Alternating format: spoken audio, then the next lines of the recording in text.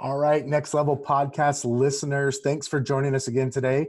I'm back, and today I'm joined with Grant Lopez. Grant, how are you doing today, buddy? I'm doing good, man. Thanks for the invite. I'm excited to be here with you. Awesome, man. I really appreciate you taking time out of your busy schedule. You know, everything from running the business and doing the work you do inside the real estate community. I know you've got a lot on your plate, so we appreciate you taking the time today. So let's just dig into it if you don't mind. Let's go for it. So tell us a little bit about your real estate background. Why don't we just start with how long have you been in real estate and how'd you get started? So I got in 2008. So what's that? Almost 11 years now. And I get asked all the time, why'd you get in? Did you have family in? Was one of your parents a realtor? And really, I still don't have a good answer to that. It was just kind of one of those callings. I knew in high school that that's kind of where I was going to end up. So I didn't waste much time. I graduated high school and less than a year later, got my real estate license and went to work. Wow, that's, you don't hear that very often. You hear, for a lot of people, real estate tends to be like a second career, right? So they did something, they went down a path and maybe they got corporate burnout, or they just decided, hey, now's the time to really follow my dreams because they want to be, work for themselves or have a higher income ceiling, whatever. Not many people do it as like their first real career out of high school or college. So that's pretty interesting, to hear that you did that sort of right away. That's kind of cool.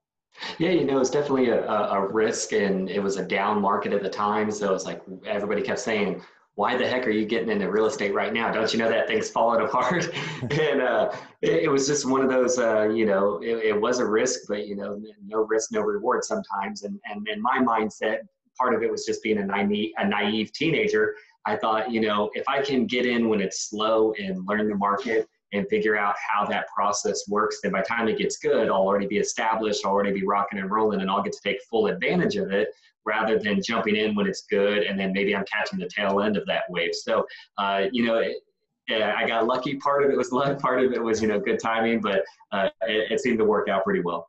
Yeah, no doubt. I've actually been in real estate a year longer than you. I got licensed in '07, and that same thing. I had friends, tell me, you're crazy. But I look at that as like, truthfully, one of the luckier things that quote unquote happened to me is that I got in a down market because I had to cut my teeth in a place that was harder to make money than it is today, quite frankly. And that's what I talk to agents about all the time.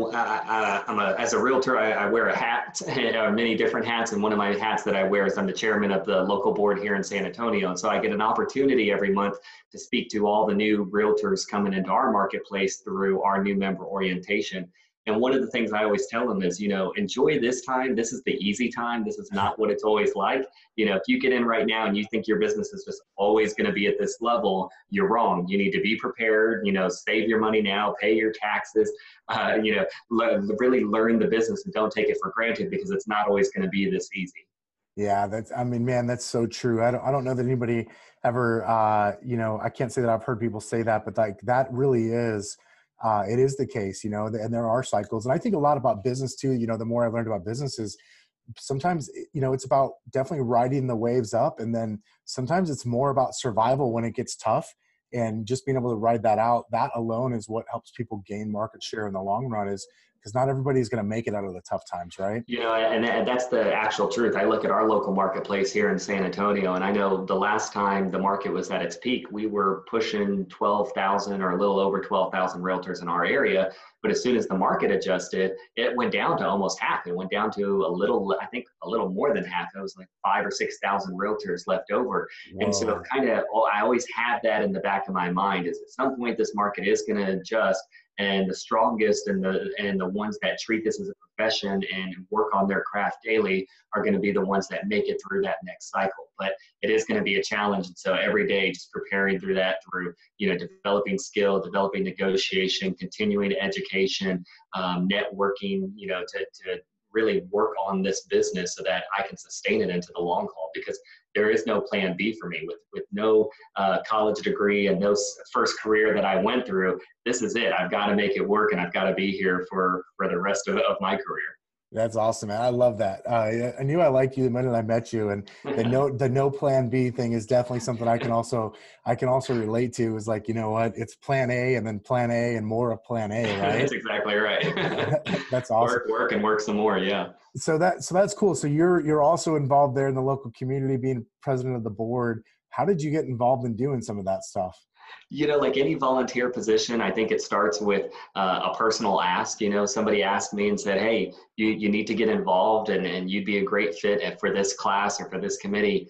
And so that's what it was. I had a broker at the time that said, hey, who was a former chairman himself of our association. He said, you know what, you're doing really good. It's time for you to kind of give back to the industry that's been good to you. And you need to start getting involved, because this industry is only as good as our volunteer leadership.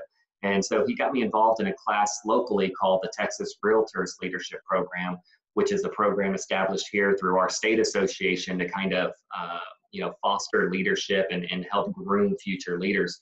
And so coming out of that class, which is a year-long program, it really did kind of open my eyes to the behind the curtain of the industry and how a lot of the association work gets done. And from there, I realized, yeah, we really are only as good as the leaders that step up. And so I started volunteering on committees and worked my way up. I've chaired the MLS committee here in San Antonio, which is in the top 20 in the nation. And then from there, ran for the board of directors and got on there in 2016, and then just kind of rose through the ranks. So last year I was the chair-elect, and this year serving as the chairman. So, I jokingly tell people it makes you a little bit of a human punching bag when you've got 12,000 members and everybody's got an opinion, but it really is my way of giving back to the industry, because it's been really good to me, and I do like to give back, and it's a great experience. I'm having a lot of fun with it, but it is a full-time gig on top of my already full-time gig, but I'm enjoying it nonetheless, and it's been a wonderful experience. That's awesome. So I want to talk in a minute about your other full-time gig, but because we're on this subject, there's a lot of realtors that listen to this podcast from all around the country, and I'd be naive to think that some of them aren't wondering about leadership in their local market too, or maybe even on the state level. What would you say to somebody who's considered doing that, or maybe the thoughts popped up into their head, but they haven't taken action yet? Like, what would you say to that person that's listening to this right now that's thinking, maybe I should get involved? I'd say take baby steps. You don't have to jump in and be chairman day one, but find a committee that interests you. For me, I had mentioned the MLS committee earlier. That was my first interest into it. I love MLS. I love data. I love, figuring out what can I tweak in the MLS to make my listings get more traffic. And so that was kind of always where my focus was. So that was an easy first step for me to say, that's the committee I want to get involved in, because I love the MLS. And from there, it just evolved. But, I think as realtors, too often we get caught up in only the sales and numbers aspect of our industry. And I challenge them to kind of think beyond that, because the skills and some of the information that I get on an everyday basis being involved in my association really has helped to shape my business and turn it and increase the business and help me be a better professional, because I get a ton of data. I get the inside look on what's happening in the industry. I get the behind the scenes look into what's happening with the disruptors and all the changes that are happening in the rules and regulations. So it's been a really great opportunity, and I think it's helped me truly to grow as a realtor. And so I tell realtors all the time, because I think too often we think, oh, I don't need to get involved in my association. That's not going to do anything for my business. That, I need to be out there selling, and I don't need to be networking with just a bunch of other local realtors, because that doesn't do anything for me. But I'll tell you, there is referrals to be gained out of being involved in your association. I've exchanged referrals here locally with other realtors more times than I can count in 10 years, where, somebody wasn't a good fit for that listing and that client, or they couldn't get it sold. And they said, you know what, I don't want to lose it, but I would like to gain a referral fee. Let me hand it over to you and see if you'd be a better fit for that client. And just with the network that we grow by being involved in the association, I've got contacts all over Texas, all across the country, and we contact each other, chairman to chairman, or, oh, hey, I served on this committee on the National Association with you, and you're in that area. Do you think you could service this client for me? And so there is a great networking build opportunity from being involved in your association. So for the agent that's concerned about that doesn't really benefit me, it really does. It benefits you from growing your professionalism and your knowledge and how the industry operates, but also there is an opportunity there to gain and exchange referrals. Yeah, that's solid. I appreciate you sharing that perspective on it too. And you know, while I've not served in that format, certainly done a lot of teaching and giving back. And one thing I definitely believe in and have from day one is just building relationships with other agents, whether locally or across the country. And I think we have so much to learn from. That's why I do a podcast, right? We have so much to learn from each other, and so much to gain by building relationships with people outside of just ourselves, you know, maybe just outside of our brokerage or outside of the office that we work in, and you know, the 3 miles that we spend most of our time in every day. So You know, that's right. It's always been a people business, and it's going to continue to be a people business. It's what drives our industry, which is what I talk to realtors all the time when they talk about the fear of disruptors. But you know, going back to what you said on the people side of it, you know, it fosters that relationship building, which I think benefits our industry as a whole. Because when we have that camaraderie, we look out for each other and an industry as a whole, and push each other to evolve and to grow and to be the best professionals we can be. And so I love being at the state association, the local association, the national association, because I surround myself with true professionals that are at the top of their, you know, their local industry in terms of, you know, knowledge and competence. And so it's really a great driving factor in my business. that's awesome, man. I couldn't agree more. I think you said that so well. So tell me about your other full-time job. So yeah, obviously, so you're out selling property too, and have some responsibilities there. What does that look like for you these days? Sure. So I'm a partner in a very large team here in San Antonio called the Schrader Group. And of course, we're at EXP, and we've been there now for about 4 or 5 months, and loving that transition. We're a large organization. It's primarily Dayton and myself as the two main listing agents. And then we've got a buyer's agent named Bruce, and a couple other buyer's agents that help us out with some transactions. And as a whole, we're doing about 650 transactions a year for around 150 million in volume in San Antonio. Most of our transactions are on the listing side and helping clients that have a home that they need to sell in order to get into either a new build or the next house that they're buying. That's really kind of where we've worked out a niche for ourselves, is the, you know, being pros with contingencies. Because when you've got a home you're selling and a home you're buying or building, you've got two moving targets and a lot of moving pieces. And it's not as easy as one would think to just say, oh, I just put that one up, it sells, and then we just move into the next one. And we've really kind of built a business the last several years on differentiating ourselves as a pro when it comes to a contingency and getting rid of a lot of the risk that comes with contingency.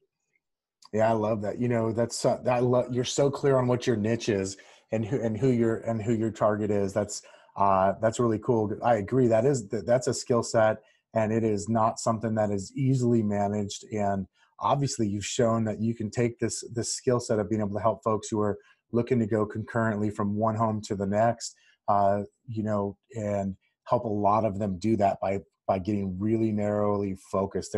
You didn't say it was you and Dayton and 45 other people. It's you and Dayton and a couple of other people on the sales side, and primarily listings, which I find to be so fascinating that you can have so much productivity with so few people. I mean, that's really, first of all, it's really impressive, and I commend you guys. Like, you guys run an amazing business. But second of all, I love that you're so clear too on who you are to your consumer, right? Or who your consumer is to you, as it may be. Well, I appreciate that. I mean, those are some nice words, and we'd love to take the credit for it. We do have a large team of licensed, you know, what we call transaction coordinators behind us, and they're the only reason we're able to do as much business as we do, because Oh it yeah. allows Dayton and I to be in the field, obtaining more listings and bringing it back to them to help help us get back out there while they're working it in the background. But you know, that's always been our goal, is to be very clear on, well, what service do we provide? And we're very lucky that we're in a city, number one, that has a lot of new home construction, that we've been able to sell what our mission is and what purpose we can serve to a lot of the builders here in town. Because that's where a big chunk of our business comes from. It comes from the builders that are really worried about taking on the risk of, man, if I have to build a $200,000, $300,000, $400,000 house, and all I'm taking in is a couple $1,000s worth of earnest money, they're carrying all the risk. So we really come in and say, hey, let us help you, lower that risk factor as much as possible by working through us and what we can do for your clients. And it's really been a win-win all the way around. The clients got the confidence, the builders got the confidence, and we get the transaction. So everybody's happy at the end of the day. Once we can get it closed, we just need to perform and keep performing. And, you know, what we always tell all of our referral partners is, look, we don't have a contract with any of our referral partners. We're only as good as our last deal. And as long as we keep performing, hopefully you'll keep sending it to us. But, you know, we work every day to stay at the level that we need to be at to continue to earn that business daily. I love that. No contracts. You're just as good as your last deal, man. That is so good. And I think it speaks volumes for the professionals that you guys are, which I really admire. I got to ask you, so that's a lot of listings. Give me an idea. So I know it's not, you know, it's just, we're recording this here. It's not all the way done in 2019, but when 2019 is all said and done with, how many listings do you think you personally will have taken this year? That's a good question. At least probably somewhere around 200 or so, I would say, 150 to 200. We average, you know, some of the builders we work with, they have, you know, it depends on price point in terms of the clients that I visit with on a daily basis at the listing appointment. Some of them are, you know, credits in place, the money's in place, they're ready to rock and roll. Sometimes on some of those appointments, they're not quite where they need to be yet. So the conversion rate on depending on which referral partner isn't always as high as we'd like it. But we're doing, between Dayton and myself, we're each consistently doing about 7 listing appointments a week, I would say, on average. You know, looking at this weekend that we're coming into, I've got 2 Saturday, 2 Sunday. Ideally, I'd love it to be 3 and 3, but as long as I've got, you know, 2 in a weekend, then we're pretty happy with that. So we visit a high amount of properties every year in terms of the listing appointment. And then I'd say, you know, we about 50 to 60% conversion rate if the credit's where it needs to be, the money's where it needs to be, they're realistic about price, they have equity in the home. Because, you know, I get a lot of those appointments too, where they just bought a year ago and the equity just isn't there yet on a VA purchase with 0 down, you know, in a market that traditionally only appreciates 2 to 3% a year. So, you know, but I'd say at the end of the year, probably 150, 200 listings, somewhere around that number. Wow. So, I mean, that really, what I'm getting at there is like, that really is a full-time job. I don't know many agents that list that many homes a year. Plus you're obviously you're involved in the local realtor community as well. And it's not like you're just taking listing appointments, right? You're also, you're following up on leads, you're setting the appointments, et cetera, probably visiting with your builder clients too, to make sure those relationships are tight. So the referrals keep coming in. I mean, how do you manage such a busy schedule when you've got seemingly so many things going on? You know, I live by my calendar. That's, I get that question all the time, is time management. How do you do it with, you know, managing staff, putting out fires, following up with old leads, managing the database, and then on top of that at home, having 2 little ones. But it really is, it's constant time management and living by the calendar. I've got many people that have access to my calendar, whether that's staff or family members or the staff at the association, and I tell them, if there's an open spot, you're more than welcome to book it, but if there's a block there, you got to obey the block, because I tried to block out family time for me and my wife to have time together, or our kids, spend time with my kids at home. And we just go by that calendar every night before going to bed. I look at the calendar and I look at it and go, okay, I've got to be here, here, and here. I get my files for all my set of files for the next day. I usually take with me when I leave the previous day, so then I can get out the door and go straight to where I'm going and just live by that calendar. So, you know, it's been a learning experience over the last few years, but I think we've gotten it down pretty good on how I like my calendar to be scheduled and how I've learned to follow it. Because that's the only way I can get everything done, is just, you know, time blocking everything. Time for the family, for the association, for work, for lead gen, for database management. It's all about time blocking and following what's on that calendar. You know, I think too often agents will put stuff on their calendar with the intent of doing it, but then if they're not managing the time, or they don't follow that as a rule, then, you know, things like lead gen or database management falls by the wayside. But if it's on my calendar, that's what I've got to be doing during that time if I'm going to be successful and get everything done. Where did you learn that? Trial and error, and picking it up from other agents as years go by. You know, you hear it enough from other top producing agents that it finally, I guess, just sunk into the thick skull of mine. And part of it, like real estate, you know, when you get into real estate, I tell people, don't expect to learn everything sitting in a class or on a book or certainly not watching reality TV. The only way to learn the industry is just to dive in, and you'll learn as you go. And that's really how it's been with my time management calendar blocking. As I got busier, it was the only way to survive. And so you just kind of learn as you go that, oh, wait, time blocking on your calendar, it really does work. It's not just something that's made up. And once we just kept getting busier and busier, you have no other option but to follow the rule. Yeah. Okay. That I'm not surprised to hear that. That's kind of I know that's the way I worked my way into working. Working through a calendar, and it starts by being, I think, also really clear on what's important to you, right? And like you said, you named off all those things that have to go on there, and if you're not clear on what those things are, then you're less likely to ever even use it or stick to it once you do use it. So Exactly. I think that's cool. One other question I have for you that's maybe it's related, but it's not not exactly on topic is, I know a lot of agents out there would love to be able to have that type of business where they start building relationships with builders, or they start to receive build a referral relationship with builders. What do you like? What advice do you give for realtors that are, someone's listening probably in some weird town, I don't know, somewhere in Iowa right now, someone's listening and they're thinking, you know what? I noticed that there's building picking up here too.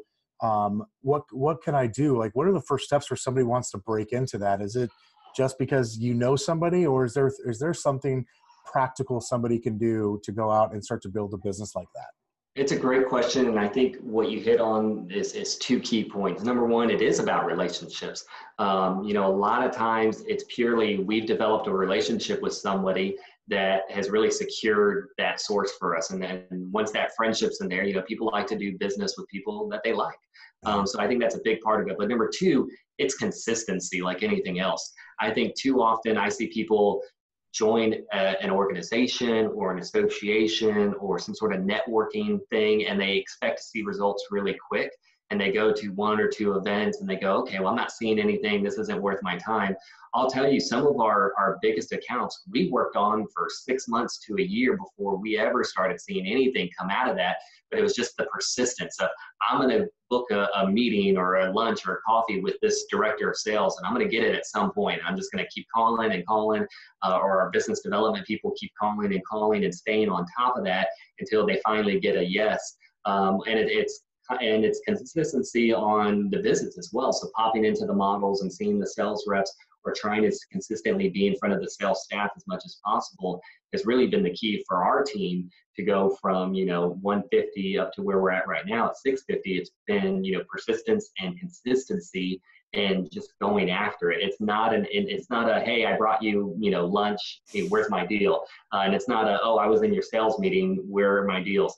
It's consistency and just staying on top of it and really building the relationship, because it's not just being in front of them often, but learning about them. A lot of times when we're first developing a relationship, we're not going to even ask for the business. I just want to know about you, your hobbies, your kids, what are your likes, dislikes, and then eventually we'll get to, hey, how's your business going? Where are you struggling?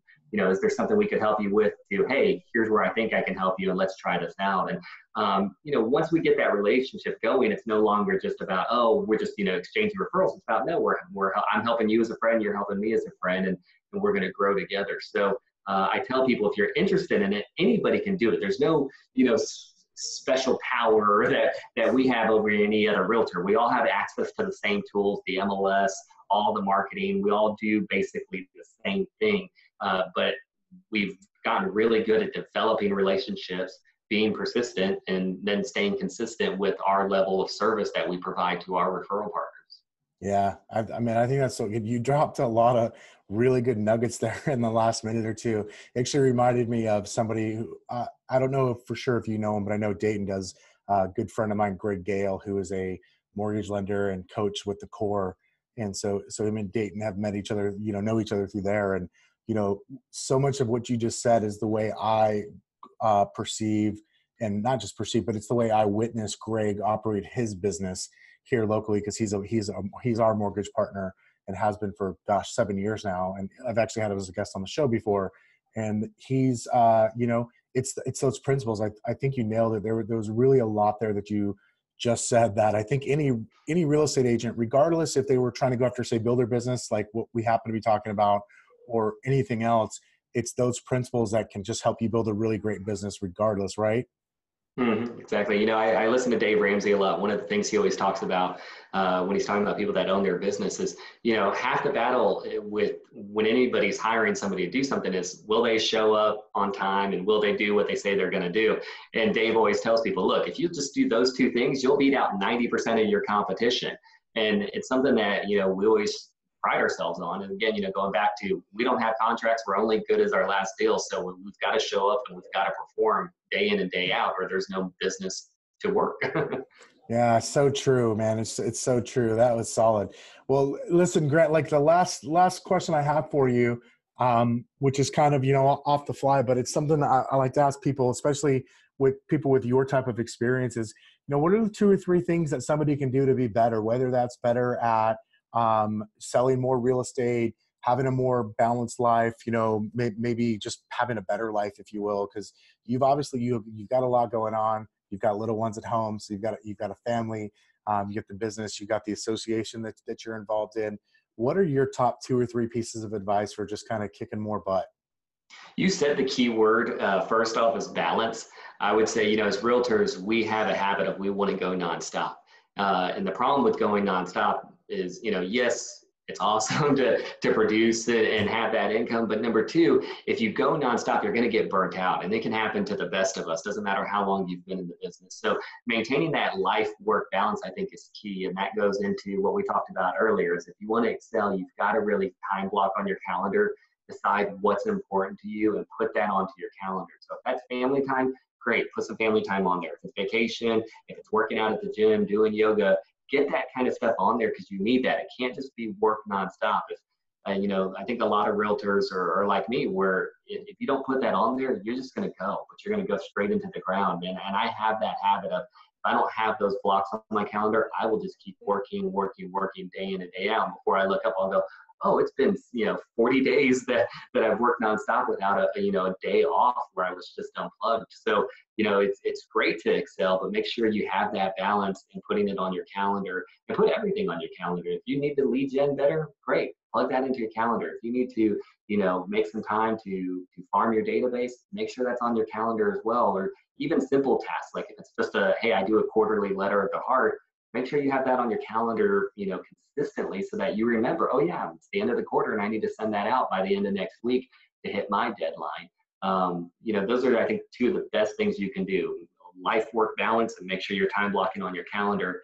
And the third thing I'll say is just treat it like a business. I see too many, especially newer agents in this industry, that think it's like what you see on HGTV and Bravo. You just get your license and go to parties and throw a drink in someone's face and you become a millionaire. And that's not the case. It's pretty boring stuff sometimes. It's a lot of, being in the office by 8:30 and working it all day long, and developing a routine where you treat it just like you would any other 9-to-5 job. And doing that consistently is how you grow a good, sustainable, successful business. That's awesome, man. I think you nailed it. That's great advice. And Grant, I appreciate you taking the time out of your schedule today to do this with us. I know people listening to this got a lot out of it. And obviously, so we know you're in San Antonio, so people want to send you referrals, or if they want to connect with you somehow, what's the best way to do that? Is there Facebook or anything social that we should link to in our show notes? My number one social media source. I'm on there as Grant Lopez. I'm pretty easy to find. Shoot me a message, and people can call or email anytime. My cell is 210-865-6129, and my email is grant@theschradergroup.com. But if you Google me, you'll probably find our website or my Facebook pretty easily, and I'd love to connect with, and I continue to love to connect to realtors all over the country. So I would encourage people to reach out, even if it's just a hi or to exchange ideas. Awesome. Well, Grant, thank you for your time. I really appreciate it, buddy. And we will talk to you again soon. Thank you for having me. It's been a pleasure. All right. Thank you.